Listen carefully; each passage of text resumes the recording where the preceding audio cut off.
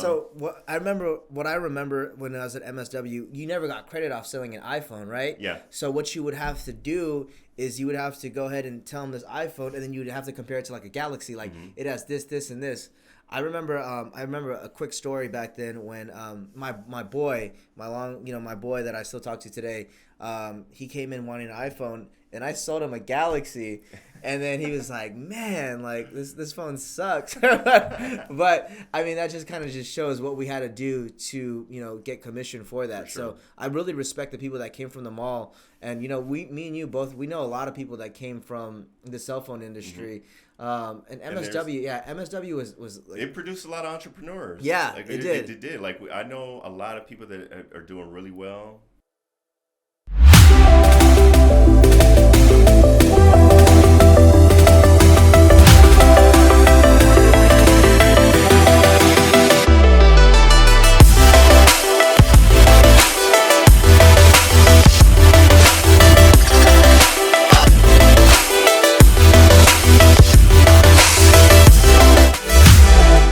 What's going on, guys? It's your host, Mr. Clutch, on the Moving Forward podcast. And today, I've got a very special guest, Mr. Juan Garcia with Garcia's Kitchen. Did I say that right? Yeah. Garcia's Kitchen, Salvadorian Kitchen. Awesome. So in the beginning of the podcast, I kind of like to have my guests kind of explain how they kind of came up in business and their background story. So why don't you go ahead and get into it? Yeah, so it's a funny thing. I had a friend who owned a restaurant in the Mission. It was on 22nd and Bartlett, and it was called Cava 22. Great place. He had it for sure, maybe around 10 years before he moved up to Elk Grove. Yeah, it was just a great spot that a lot of people went to in the Mission. It was one of those local Mission spots that people would catch games at, just meet up. It was a lot of fun. Every Thursday, they would have a farmer's market on Bartlett Street. They would close it off. And I remember it was probably 2009. I had saw, like a food vendor, and it said gourmet pupusas. And I've always loved pupusas. I'm Salvadorian. It's a staple as a Salvadorian to eat. But I never saw gourmet. I never looked at it as a gourmet. So I was, curious. I went to go look, and this guy had vegetarian pupusas, vegan pupusas, and it blew my mind because I didn't know that, pupusas are delicious, but they're not healthy. It's very greasy, cheesy. I like pork. The most famous one has pork, so I never thought of it as you don't want to eat it if you're thinking about dieting and working out for sure. But when I saw this guy had vegetarian and vegan options, I remember that's what got me thinking, because obviously being from San Francisco, the Bay Area, vegetarian and vegan is as big out here as barbecue or any like meat type of food restaurant and anything. So I just was kind of got the think that I started beginning to think like, you know what? I think people, if you have vegetarian and vegan options, this could be a really good business, because not a lot of restaurants are doing it. It's the only guy that I saw ever in my whole entire life doing it. So that's when it first started, but it wasn't anything that I was like, I'm going to start, working on it now. That was 2009. We just launched Garcia Salvadorian Kitchen about 8 months ago. Coincidentally, years later, after, when I finally got into it, let me fast forward from 2009 when I first started thinking about it. I let my parents know, I let my dad know, I was like, yeah, this is interesting, but, left it at that. Fast forward, I have a kid now, and as a single parent, I had to start thinking, what am I going to do? I have to be very involved in my kid's life. I want to be very involved in my kid's life, and maybe finding an entrepreneurial path will help me with that, because I can decide my own schedule. I can have the hours dedicated to raising my son, and then I can have the hours to the kitchen. Well, one day my dad came up to me and was all like, hey, I have a friend. This was like, when COVID was kind of coming to an end, but nobody really knew. My dad was like, hey, I have a friend who's thinking about selling his farmer's market, food vendor license, and 10 and all this set up. He's willing to let it go. He's like, are you interested? And I was like, yeah, sure. Let's meet him up and let's talk. And it was the gourmet pupusa guy. And my dad never made that connection, and it kind of made it feel like, oh, maybe this is the right thing. Like, it was just one of those things that it's like, what the coincidence of this guy and my dad going to school together in El Salvador, growing up together. So it kind of it kind of definitely became something, because like me and my dad, we have no restaurant experience. We're not chefs. We didn't go to school for it, but we know how to cook, especially our culture's food. Mm-hmm. So yeah, it kind of felt like a sign, like, okay, maybe this is something I'm getting into. So I ended up helping this guy for about a year at his farmer's market. Wasn't making anything. He let me keep tips, but the most tips I made on a Sunday was So real quick, sorry to cut you off there, yeah. but that gourmet pupusa guy, was that the guy back in 2009 that you seen? Yeah, it was the same guy. Same guy. Same everything. That was crazy. So that's why I felt like, oh, maybe this was like some connection. This is where I first started generating. I never talked to the guy. In 2009, I just looked at what he had, never talked to him. I just saw that he had options. So that's like basically 14 years ago, yes, right? Long time ago. So 14 years ago, you started your kitchen. 8 months ago, yeah, sometime in the beginning of before the summer of last year. Yeah. Okay, sorry about that. Yeah, I just wanted to no, for sure, understand that. Yeah, it wasn't 14 years of me doing research, anything. Literally just thought about it, shared it with my dad, and started living life. You know what I'm saying? Worked at T-Mobile in between there. We met each other, so was in the club industry for a long, long time. So I never put any much effort or thought into it until, like obviously my family was very close with me in the whole custody process. Mm-hmm. And that's when I started thinking about like, what am I going to do? And then next thing you know, it was my dad's friend whose business it was where I got the original idea. And now there was an opportunity that I can take over. So it seemed like it was like, it was a great decision at that time. And it still is a great decision. But what ended up happening was that in the year that I helped this, my dad's friend, I learned a lot, figured out a lot about the business. He taught me a lot. But COVID started lifting, things started opening. And I felt like he saw a new opportunity to evolve the business. And it just wasn't something that we had originally agreed upon. So we decided to part ways. At that same time, my dad was helping other friends develop their mobile food kitchens. And that's how we got into the mobile food kitchen idea.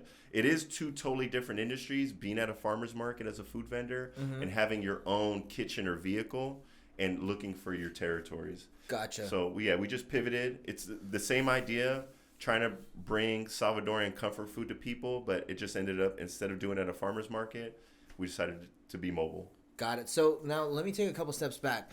As far as the guy that you were working for about a year, right? Did you guys have an initial agreement that you were going to take over his kitchen after? Yeah, it was nothing in paper. It was just one of those gentleman agreements. And then I guess at the time he was just going through a lot. COVID obviously shut so much down, especially for people in food. So I'm pretty sure he lost a lot of money. This was like his business after retiring from his full, his whatever he was doing for his full-time employment. So, it was just one of those things where, it wasn't what it was before. I was just supposed to take over and probably give him a cut at, for a certain amount of time. But the way me and my father looked at it, he definitely seemed depressed at the time, very down. And then all of a sudden when things started lifting, the business started picking up for him, you can see he just found new motivation. And it's his baby, honestly. I always had a feeling like, am I going to keep the name? Like, I felt like out of respect I should, but at the same time, is it mine? And so I was already having these thoughts on like, how am I going to, what am I going to do with this? So I felt like even though it wasn't something that was agreed upon, I feel like it went well for both parties. It was like a blessing in disguise, essentially. Definitely. He got to keep his baby, and I got to see what it takes to create mines, Got it. And was he in business for how long was he in there? I mean, he was doing it for a minute. He was in the papers like in the early 2000s. Oh, really? Yeah. He actually worked another vendor in that same Bartlett Street. The farmer's market on Bartlett was Vegan Mob. That's where Vegan Mob started off. Gotcha. And I remember that's obviously the social media ideas, seeing how big Vegan Mob grew. We were talking about all that, and that's when like the juices started flowing, the ideas started coming in. But I saw how it could start and where it could be. Using that example of how big Vegan Mob is so big right now. Right now, how is that relationship with that previous? Oh, it's cool. I haven't seen him. I know him and my dad still communicate because they're part of a organization that helps people get over their addictions, especially with alcohol. So they've been a part of that too. Not only did they grow up in El Salvador together, come to this country together, they had to overcome a lot of adversity. They did, and now they give back to their communities by mentoring and just sponsoring people. So they're that's always going to be their thing. So it's always cool. I actually became really cool with his son, and we used to see each other a lot. We both have young sons. You know, we're both young Salvadorian men, just trying to do the same thing, put on for our culture, trying to figure out what we can do to add more representation for Salvadorians, but Central Americans in a whole. But even though we haven't seen each other, we still comment on each other's like family posts or other posts, congratulating each other. So it's still a very cool relationship. So it wasn't really such like a like hard feelings between. Got it. Because I think he gave me, because at that time, you know, I got custody of my son, but still I was overcoming a lot of like motivation. I don't know what to call it, but you know, I had went through a lot and I won, but I still was like trying to overcome all this trauma going through the custody process. And I feel like he gave me motivation that I can succeed in this, because my biggest fear was, I'm not a chef. You know, will people like the food? Will people like the flavors? You know, I don't want to, I'm super Salvadoran. I'm very proud. So I don't want to mess it up. But he gave me the confidence that I could do it. Mm-hmm. You know, there was times where he's all like, oh, I'm not feeling well. Can you run it? I would drive up to, the farmer's market started at 8 in the morning. And I was working Monday through Saturday. T-Mobile, I was still doing T-Mobile, and I was working Temple nightclub. So Sunday is technically my only day off, but I would just dedicate it to helping him out. It got to a point where I would wake up, drive all the way to Pittsburgh, pick up his van with all the tents, all the equipment, drive to the avenues by Golden Gate Park on 9th and Irving. That's where the farmer's market. Set it up myself, run it myself, close down, take it right back up, and come back home. You know, that was just the routine for like the last 4 months before we decided to part ways. Mm-hmm. But it gave me a lot of confidence. You know, it gave me, and I'm like that. Even though I know in this food industry you do need help, I like to do things on my own, because I know how to figure it out in my head. It's hard for me to put it down on paper and explain it to somebody else. So it got to the point where it's like, all right, I'm doing this on my own. I know I can do this. And so it became a little bit easier to pivot to the mobile kitchen, mm-hmm. even though that was it's still two completely different things, you know. But you know, since I had a lot of fear and doubt into this thing, and I got to a point where I was confident. I knew that I can repeat that same process with the kitchen. Gotcha. No, that's crazy. Because you weren't in food or anything like that before. Because the thing is, with me also in the moving industry, in the moving company, I was never in the moving industry before. I never moved a day in my life, so I didn't really understand the moving industry at all. What I had to do was I had to figure it out, mm-hmm. just like you said as well. Which is, you know, it's good, but also what I wish I would have done a little bit differently was I would have got some advice or really spoken to other business people within the industry or other business owners to kind of correct me from some of the mistakes that I actually did. Now, let me ask you this: when you had initially started your kitchen, right? Was there any other ideas to go into a different route? Definitely, there was everything always started, and it's funny because, you know, everybody knows me by my Instagram name, my promoter name, Trucho. What Trucho means, it just means Salvadorian. I've always since I was younger have wanted to do something with my culture. Somehow, you know, like we've gone through multiple eras where people have made clothing, you know, just art and stuff like that. But a lot of sometimes artists and people can like a culture that I've always looked to and admired is the Filipino culture. Mm-hmm. You know, I wait. So are you Filipino? What are you? No. I'm full Salvadorian. Okay, gotcha. But you know, my parents' house is in Westboro in the peninsula.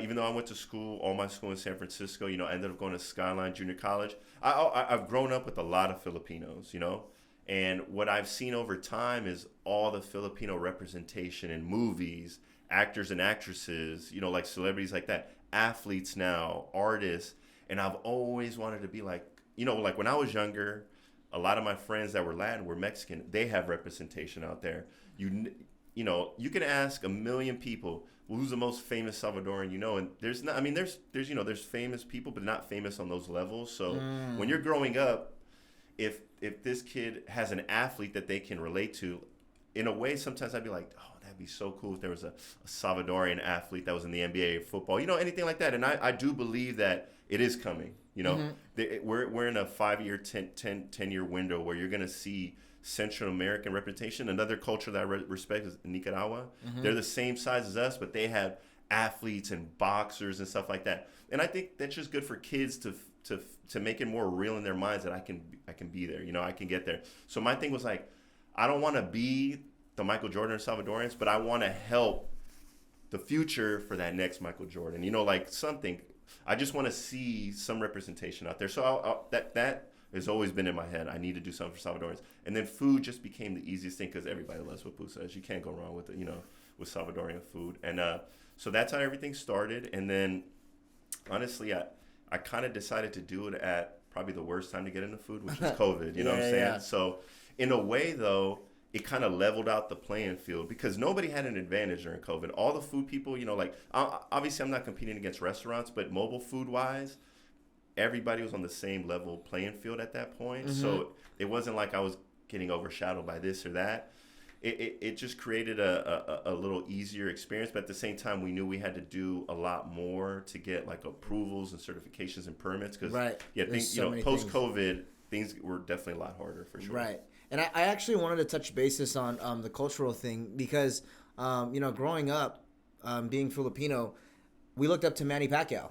Manny Pacquiao was like, he was him. He was it, and he put on for the Philippines. And that's why whenever he went back to the Philippines, they would have a whole parade for him. And then, it was huge, especially in the Bay Area. There's a bunch of Filipinos over there and everybody really felt him. Like, everybody was like, this is the guy.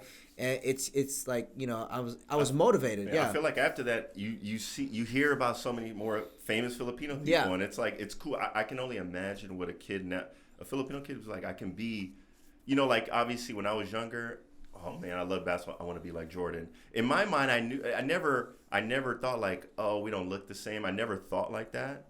But I know the effect it would have if there was a Salvadoran that was just really good. I'm like, oh man, he's him. His family comes from the country that my family comes from. I think it adds a little bit more. It's a story that's kind of put behind it. Like when Manny Pacquiao was he's homeless. He was selling cigarettes as a kid, and other kids from the Philippines or that didn't have the best upbringing. They see that and they're just like, okay, I can go ahead and do that. Now, before, because I know that me and you met right at we met at T-Mobile. I've also met you in the nightlife industry. So. Coming back, you were in sales your whole life, or can you kind of like, because you came from cell phones, I came from cell phones, and I know that a lot of people that came from cell phone sales are just, they've become the entrepreneurs and they just become really beast salespeople. Yeah. So kind of tell me about that phase and that process. Yeah, it's crazy. The early 2000s, like, when iPhone was coming out, that's when I first got into it.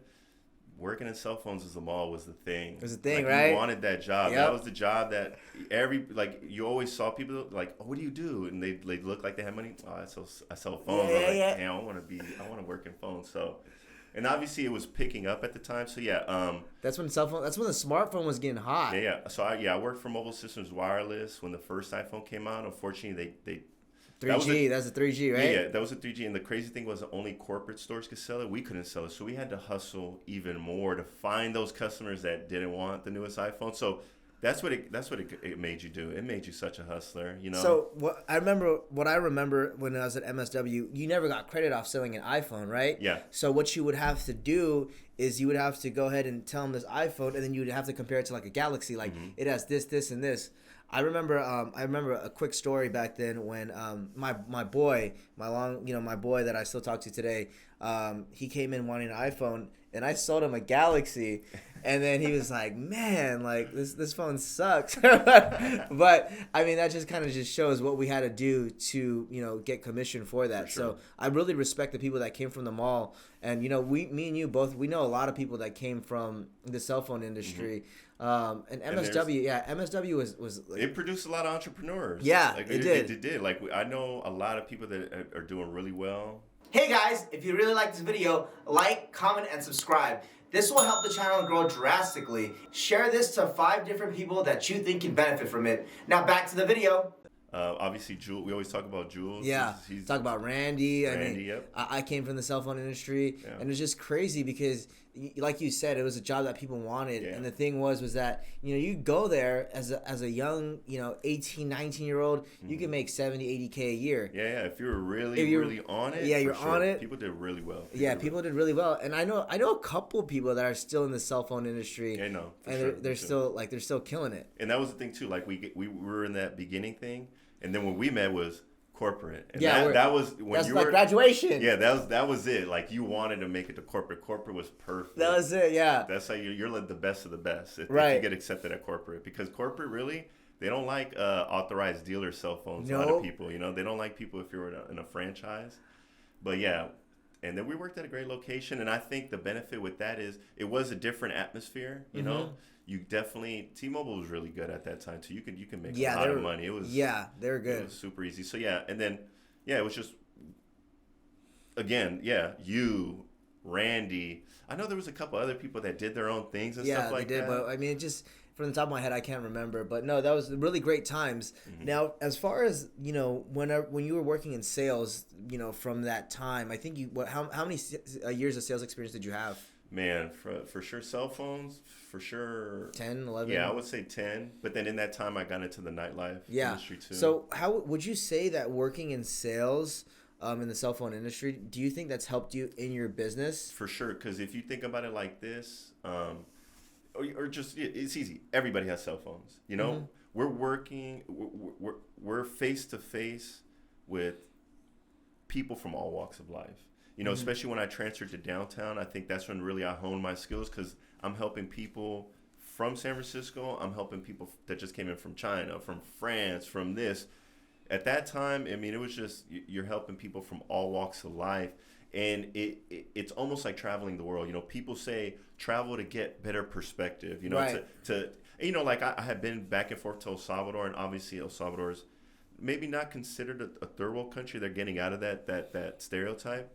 But I went there when it was bad. And every time I came back, I was super appreciative, grateful of being in the United States. I love El Salvador. Even when it was bad, I still love going out there, because there's something to go and like walk on the same floors that my ancestors walked on. I always do get that feeling when I go out there. I'd never say I wouldn't go to El Salvador, even when it was bad. It's a lot better now, thank God. But every time I came back, I was like, oh my God, thank God I'm in the U.S. Because it's different. And I've always had that perspective of being thankful. But when you work with different people, different people make different money. Some people, we were helping, because at the same time, it doesn't matter if you're rich or poor. A lot of people don't know how to work their cell phone still, or even how to read their cell phone bill. So it made me so well-rounded dealing with different situations that I feel like if I didn't have my cell phone retail experience, I wouldn't be successful in anything else, to be honest with you. Right. Now, you say you worked in the nightlife, right? Was there sales that needed to be done in the nightlife industry for what did you do, like bottle service? Yeah. So what I ended up, my role that I ended up finding out, and I worked for a very, very well-known, probably in my opinion, he's the best, Anthony Shalander. He took me under his wing. A lot, in the beginning it was a big group of us, and then it ended up only being a couple of us. And what my role ended up being was the VIP host. So I'm gonna reach out to you if you're inquiring about a table. I'm booking those. So yeah, it was direct sales. Obviously, we have a goal. We have minimums. And again, same thing. We had goals and minimums basically at our.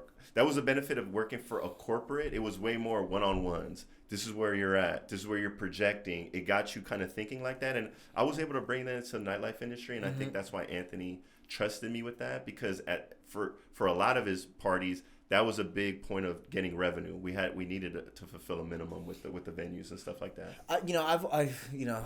My younger years, I was always in and out of the club and everything like that. And I just wanted to really understand, because I know that whenever I dealt with like one person that could kind of just, refer me to all the clubs and everything like that, like, what made you different from like, the host to like really sell the table? Like, how was it the relationship that you built, or did you give them discounts? Like, how did that look like? No. So I can tell you that working with Anthony, and I take this we never give a discount. No. Anthony would be the one that like maybe would offer it, but I've never given anybody a discount. And that was fine with me, because I get it. You know what I'm saying?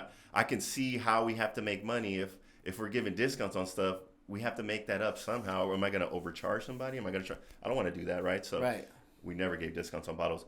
Maybe, can I take care of this person? Yeah, like on entry, that's fine. That's not much though. But on bottles, and I remember I used to hear it all. Oh man, when I'm at this club, that's great. That sounds great. But I can't do that. I'd always have some way. It's funny. Like in the you have to be real with people. The benefit with working at a club in T-Mobile, you got to watch how you talk to people. At the clubs, you don't, and I'm not going to sit here and say that I was like aggressive with anybody or punking them, but no, I can't do that. You know me. My approach is smooth. My approach is I'm to the point, but I'm just real about it. I'm smooth, and I feel like when people see I'm just I can't do that. This guy's not gonna. I can't tell this guy nothing because in other places people get got. People get told one thing, they're like, I gotta get this guy this free bottle, and I'm just like, if it's free, like, wait, hold on, I gotta find out about this. We're about making money, you know, and that's something that I understood very early, and I think that's why Anthony trusted me because I wasn't gonna do that. So you just gotta be real with people, and I think that's what T-Mobile taught me. At some point, you do have to watch what you say to somebody, but you have to be real with them because if they know the truth, then we can move forward and find a resolution. So in that aspect, it's tough because out of the 100 people that hit you up at a table, 5 or less are really serious.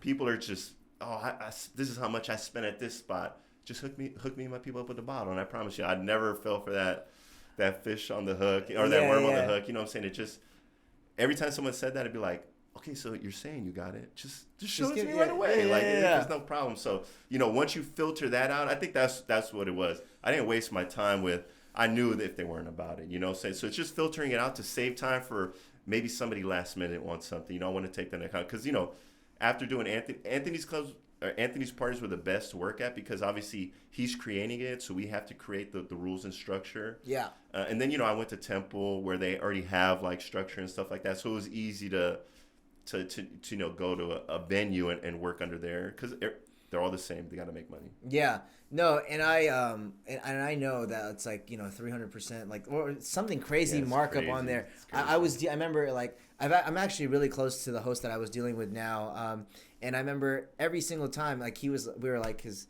I hate to say it that I was probably like the number one client. And I want to know. I think I was like nominated for an award to one of the best guests to going out. And I'm not really. I mean, maybe it was cool back then, but now looking back at it now, I'm just like, man, look at like all that money that was spent back then was wild. Yeah. But I get it. They got to make their money, and I respected it. Because I didn't want to just. I mean, like I wanted to take care of my guy at the time. Yeah, that's how I think about it. When people would be like, "Come to my venue, I'll hook you up." I swear, like. I feel weird sometimes when somebody would be like, "I got you." I'd be like, "No, this is your like we know a lot of barbers." Yeah. I'll never short my barber. Right. I'll never ask my barber for a discount. Right.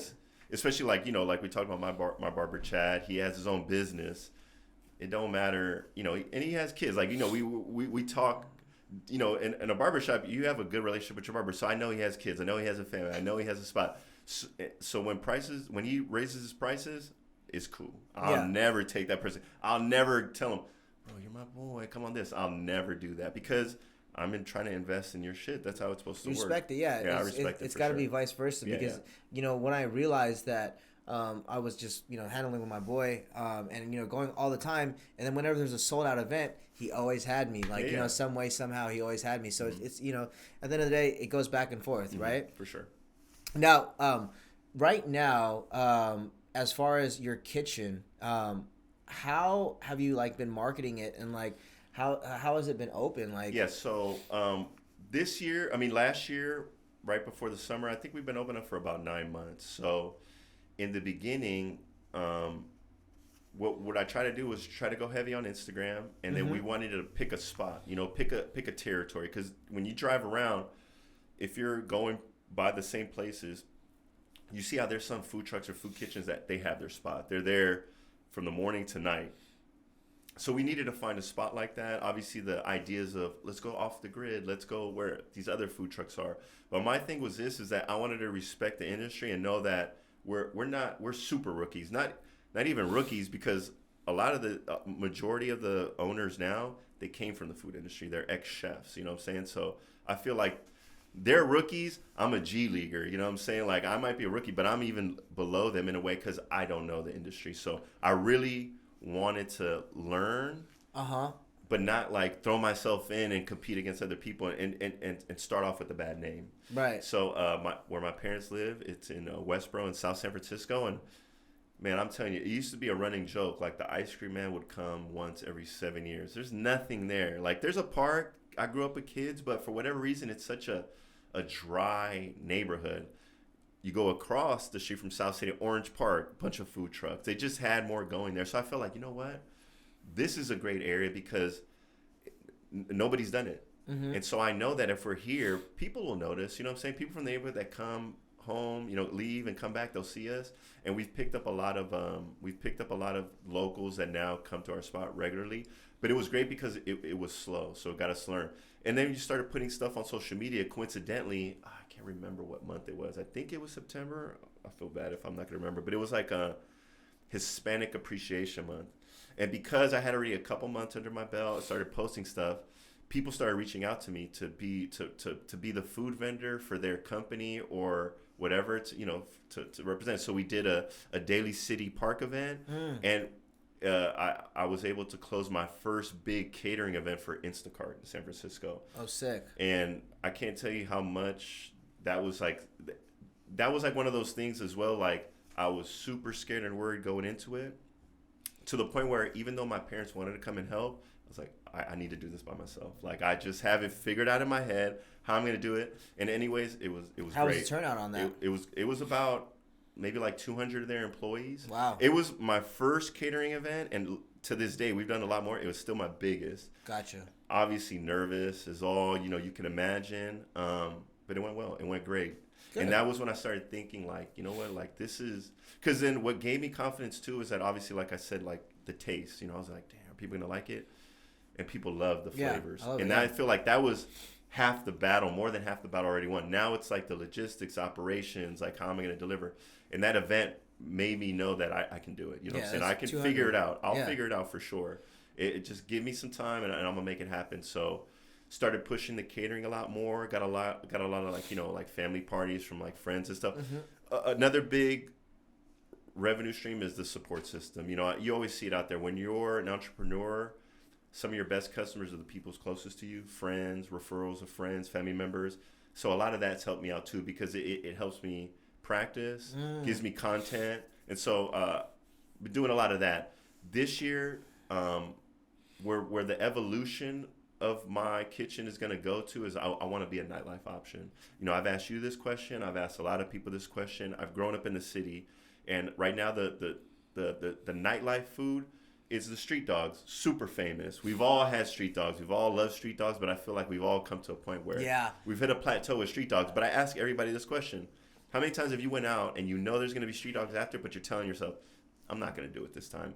But you have a good time. You get out and you have this smell of grilled onions. Oh my God, yeah. Like, it's right there. It's so convenient. You're going to get it. And I have, and again, I think street dog vendors are amazing because they've allowed us to start thinking about other, ways that we can have opportunities during that time. And so what I want to do is I want to be a nightlife food option. I don't want to be at the same outside of the same club every night, but I want to partner with parties. A lot of people that I've worked with, a lot of maybe club spots that I know the GMs or owners, and be like, hey, obviously, how important it is for your clients to probably get food in their system, because one of the biggest concerns for people who do parties is what happens after the party. Just because they're not inside doesn't mean they're not responsible for what happens after. And we know what happens after. Sometimes things can happen. A lot of times people are leaving very drunk, and it's good. And there's multiple reasons why they get the hot dog. One of them being they need food in their system. So, it can help them get home safe. I'm not saying they're driving or anything like that, but just get home safe. Yeah. Or just get a little bit more sober than what they already are. So why not just give them another option? And I always ask everybody, what if you went outside of club and you saw pupusas? I swear, I don't think there's been one person that says they don't want to. So I know that that's another niche that I can find. Again, I know off the grid, these food events are great to be a part of, but I feel like those are mini restaurants. You know what I'm saying? Like, I'm not trying to be in a mini restaurant. I'm just trying to be your food option, basically. Just make it simple like that. So I'm going to evolve it to where I'm going to be in the nightlife. Uh-huh. And then I've worked day parties where they serve food, and I think I'm gonna be, a option at your day party if you want pupusas. So that's where I see it going this year, and that's where I'm trying to put my efforts in and stepping it up on social media a lot more. Like, I've done TikToks with you with the moving stuff. Yeah. And it's crazy. You just put it out there, and then you see what it just comes back. It's crazy how many people pick it up. So I definitely want to start getting heavy on TikTok. But yeah, this is my thing now. This is something I'm gonna pass down to my son. Hopefully, you know, it has my last name on it. You know, and it has the one thing that I've always wanted, something Salvadorian to give out to the world, you know, so. That's great. Yeah. No, and I could super account for those dirty dogs, man, like, because the thing is, me and my boys, too, like, we go out and, 2, 3 a.m., and, we're not eating, because we're in the club, like, at 11 all the way to, like, 2, 2:30 sometimes, and then we're like, you come out, you smell those dirty dogs, and I would smash, like, 5 of them. Or just I'll buy, because I'll just like give me like 5 of them because he'll take the money because I'm trying to pay more, and then so I could just eat my hot dog hella fast, and then my boys would do it. But the thing is though is that I would wake up in the morning with probably the worst stomach ache ever, but at that moment in time it just tastes so good, and that smell is great. So I think that approach that you're doing, like, I think you had asked me about this before. I think that's a really great approach, and going out to different places because it's something that people's never had, and it's just like different, right? So when they say, and the thing is, it's easy to eat, right? You could just take it. I mean, you fold the things. Sometimes with the dirty dogs, I mean, I would wake up in the morning and there'd be like mustard all over my face, and I'm like, dude, and my breath smells all crazy, and I'm just like, man, what the heck happened the night before? So I mean, when with the parties that you're looking at, I mean, is there certain parties that you're trying to go to? I mean, yeah, the easiest thing right now is the Latin parties, just because they know what a pupusa is. But for sure, the reason we've been so successful in Westboro is because I live around a big demographic of Filipinos. And then I would ask my parents this question because I am partnered with my dad, but my mom likes to be a part of it too, and they're a great help. The way my parents think, because they're a little, they're obviously older generation. I got it. I started thinking about it because I was a consumer. I was following food trucks, Senior Sisig, all these different ones. Vegan they blew Mob. up. Yeah, they blew up. And then, they're going to be here. Off the grid, I remember when that was popping, I was like, I wanted to, see what it was about. And it's good. You try some great food and stuff like that. 100%. Yeah, I feel like my parents were too focused on what are Salvadorians like, like how do we make this for Salvadorians?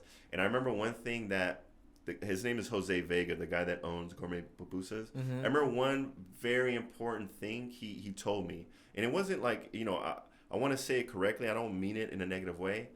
But I remember he was like, you know what? I can tell you that there's probably one customer that I usually shy away from doing events, like catering events, and it's Salvadorians. And it's not that he doesn't want to help his people. It's just that they're going to be such the hardest critics sometimes. They're going to be like, oh, I didn't, in El Salvador it was like this, and El Salvador was like that. And sometimes you just don't want to just, like, you don't want to have to explain yourself. Like, like what I'm telling people now is like, mine's is a Salvadoran American version of a pupusa. Because I don't want to disrespect the pupusas, But again, it comes from the combination of my Salvadoran upbringing, but me growing up in the United States. So, obviously it's not going to taste like that. But our biggest fans are Filipinos. They're having the first time Salvadorian tamales, Salvadoran horchata, which is different from Mexican horchata. Yeah. And a lot of them just never had a pupusa, which is, just a stuffed tortilla. That's what I try to tell people. So I'm trying to attract people outside of my culture because, it's just, or this is the example I give my parents. Okay, in the last 10 years, if we had a little meter. Right. How many times have we bought Chinese food, or you guys bought Chinese food? How many times have you bought Salvadorian food? And they were just like, oh my God, you're so right. Like my son loves Chinese, so we go eat Chinese like once a week, twice, once every other weekend. Like we have our spot. Like we're always eating pho, Chinese food. Like those, like our favorite foods are not Salvadorian, but we love Salvadorian food. You know what I'm saying? So it's like, I'm not to say that when a Salvadorian comes, I'm like, hey, be honest with me.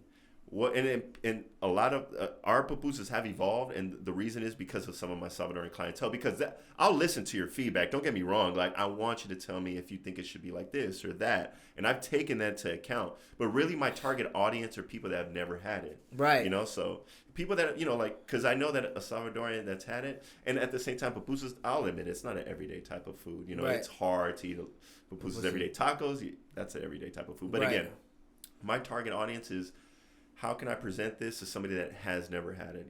It has to be attractive. It has to look good for them to even consider giving me money to buy it. So that's how I focus it. So yeah, even though I'm in Latin parties, because they know it. Yeah. I would love to be outside of an Afro soul party, Right. or outside of a techno party, because I feel like everybody loves a pupusa. You could put whatever inside, and I think everybody will love it. So right now, that's just the easiest in, because I've been working so much with the Latin parties. But again, I want to be everywhere. I want to be outside of a country event if I can. I'm not tripping. And I think that's super smart of you to go ahead and be more general about that, and then focus on a different a wider demographic to say, because I know for me, I mean, I love Filipino food, but I can't eat that every day. It's like, for me at least, I know what they put in it, and like it's a lot for me to take in and eat that all the time. So I'm typically eating like other food as well. So I think that's a really, really great approach for you, and I think that's how you put it, where you said that you don't mean in a bad way, like your people are kind of like your worst critics sometimes. And toughest critics, for sure. Toughest critics sometimes too. And I kind of agree with that too, because kind of coming with the moving industry, and when I was kind of coming up and things like that, like I moved family member. Every now and then I would move a family member, but I don't really move family members or like friends like that. One, because they want a discount for some weird reason. They want a discount, and I'm like, dude, no, I'm not giving you a damn discount. You're supposed to support me. So I'm like, I don't want to move you. And then two, they're just like they're very hard, and they're a critic, like do this, do that, and I'm like, man, like relax, dude. So I'm just like, it is what it is. But I think that's I can definitely agree with that with you on there. So now, as far as like your actual end goal for what would you consider it, a food truck, or would you call it a kitchen? It's a mobile kitchen. Because we hitch it to a van we have, and then we move it around. So it's a mobile food kitchen under the rules, and it all follows under the same thing. Because we're both mobile kitchen, but we're the kitchen trailer. So my question is why wouldn't somebody, because I know that it's a little bit smaller, why would somebody want to go full-on huge food truck versus a smaller mobile kitchen like that? Yeah, I mean, the only thing I can think of is if they don't have a vehicle, you need a special type of vehicle to obviously hitch a trailer. So maybe some people are thinking, why I have to buy a vehicle and the trailer where I could just combine the two. Our thought process was is we always had this van that we'd be able to hitch it. My thing was because I remember, I think it was actually Chef Smelly, the Oakland. He's an Oakland chef. Yeah, of course. He does amazing plates, like crazy lobsters. Plates, lobster, crab. Oh my God, they look amazing. I think it was his Instagram. It was years ago, and he had a food truck. And I remember seeing that, like, he got in an accident, and then he was explaining, like, man, I just got in an accident, now I can't open up the kitchen. Oh my God, I'm gonna lose so much money. And what I didn't realize is, when I was going more into researching, was that, let's say if something's wrong with your motor, right? You can't drive it, but you're at the place where you serve, right? So you made it, but you can't get the car started on.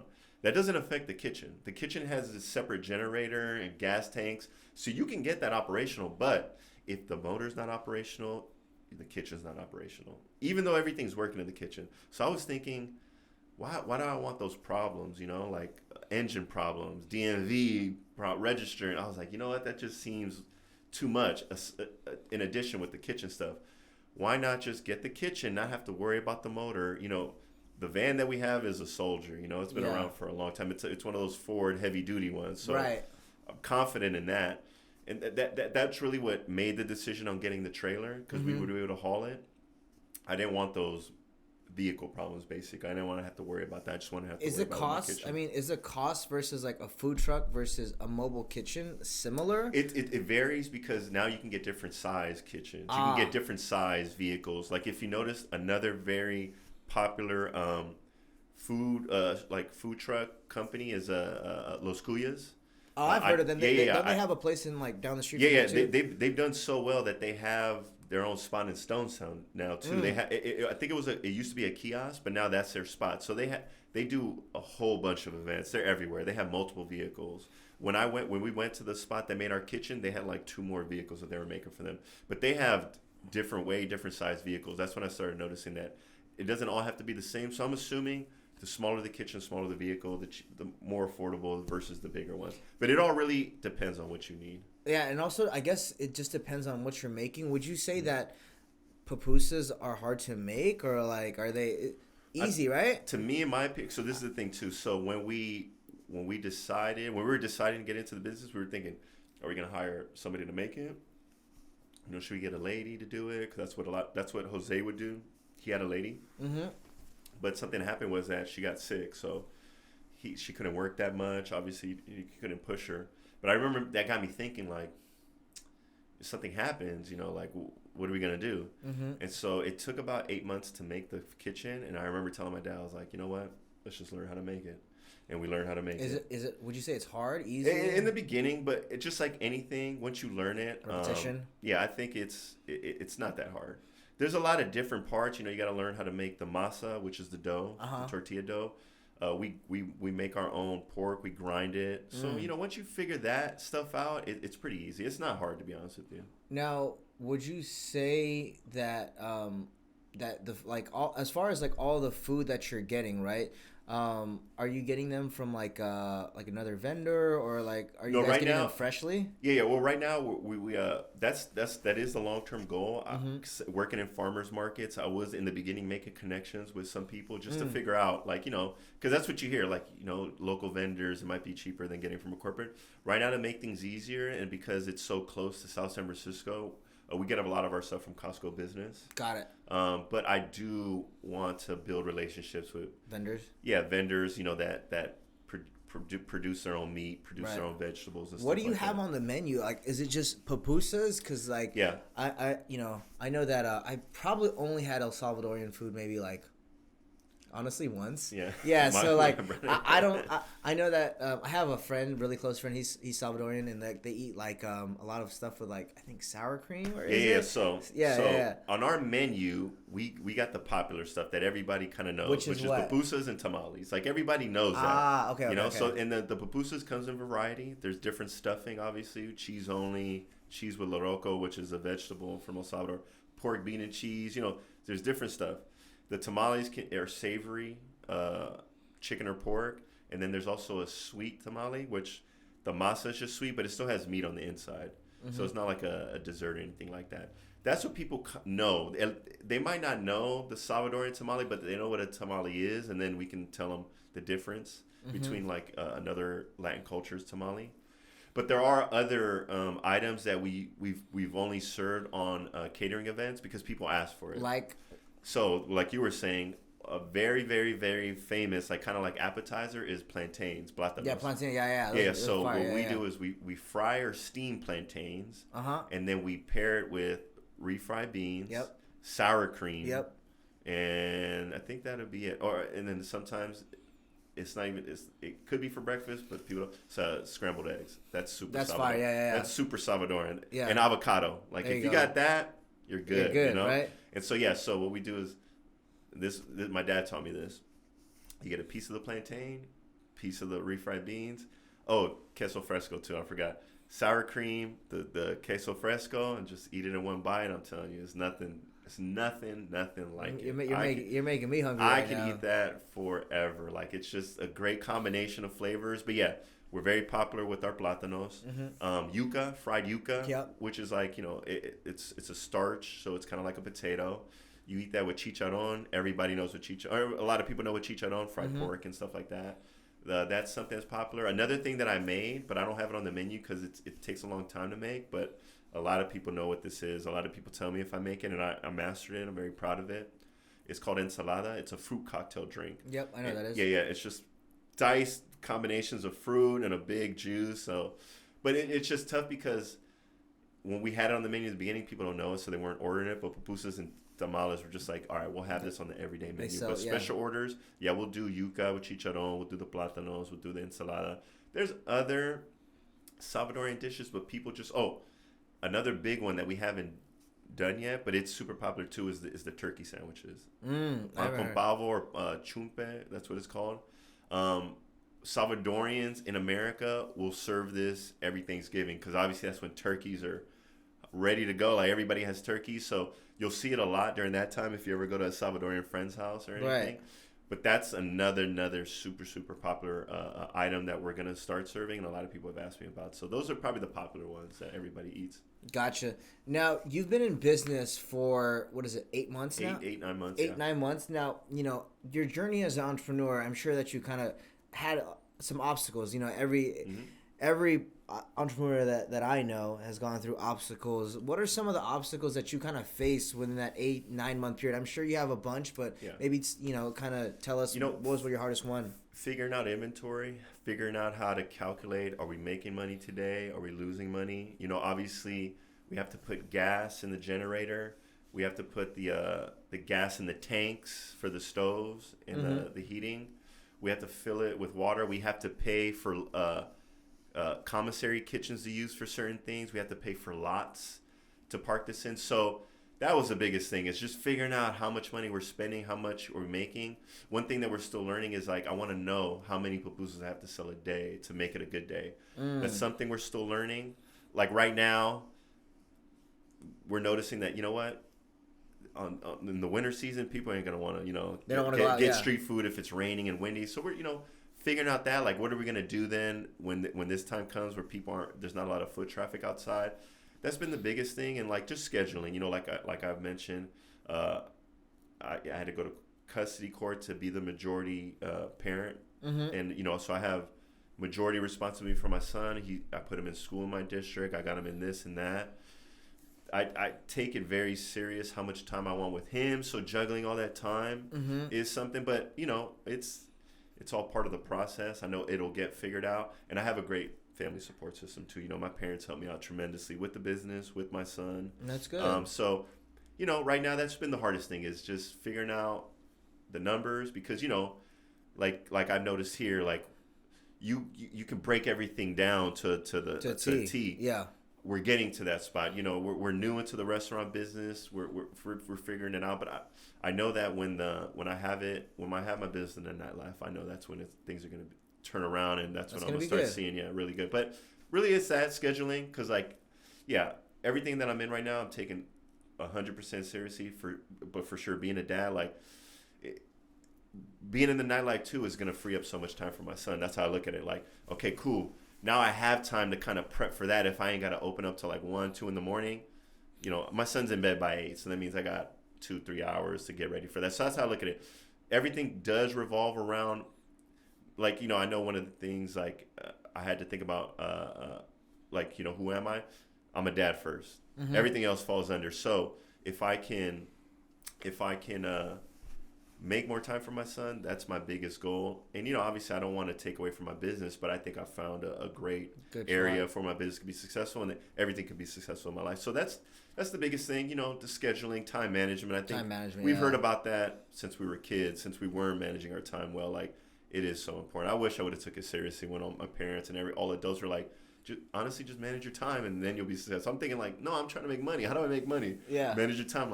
That's not what I'm trying to hear. But now, obviously, when you get older, there's a lot of stuff we didn't pay attention to when we were younger that we see how important it is. And now with my son, it's super important. So that's it. Just managing the time wisely. So you right now, do you work still in the nightlife, or you do the nightlife kitchen? I mean, So right now with the winter and stuff, I don't. But I'm still very close with the people that I do nightlife stuff, because I still see the post-COVID. 'Cause I still think we're getting into a post-COVID. People are still breaking out their bubbles. You don't think that they're it's back to normal yet for the club? I feel like it's getting there for sure. I mean, I've been part of some great parties where a lot of people are out, and at the same time, you have to think about it.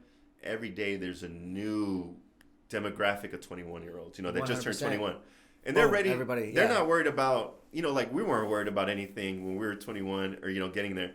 I really think a lot of these kids weren't worried about COVID like we were. They're just all right, whatever. They were in school at that time. Right. Their parents were going through it. They're just all right, we don't got school. Cool. Yeah, it's cool. It's cool for them, right? I always thought that was funny, where parents were like, my kids aren't going to school. And I'm like, if I was in high school during COVID and I had to go to school, I'd be so juiced. You know what I'm saying? I'd be like, you got to go to school? Perfect. Screw it, But anyways, so I feel like they haven't been, us being older, obviously we were affected. Our businesses were affected. Our personal life was affected. Our lives were affected. Livelihood, everything. So we did have to recover from that, But I feel like, every day there's fresh faces and ready to go out. But I do see a lot of people are like, damn, I haven't been out in 2-3 years. You know, like we've shared this too. Like I'm hustling right now. I do Lyft, I do Uber. Whenever I have time to work, I'm at work. Yeah. And I can hear from people like, wow, like I'm so excited to go out. So I do feel it picking up a lot. So I do see opportunity there. But I'm not doing any nightlife stuff. I'm not trying to put too much on my plate. When I was doing club stuff last year, I was doing day parties, which obviously, you know, I can go to sleep at a reasonable time at night, you know. But again, I do see opportunity, you know. Like I tell people this, I know there's such a negative stigma about going out to clubs, especially, look, I'm 38 years old, and I feel great.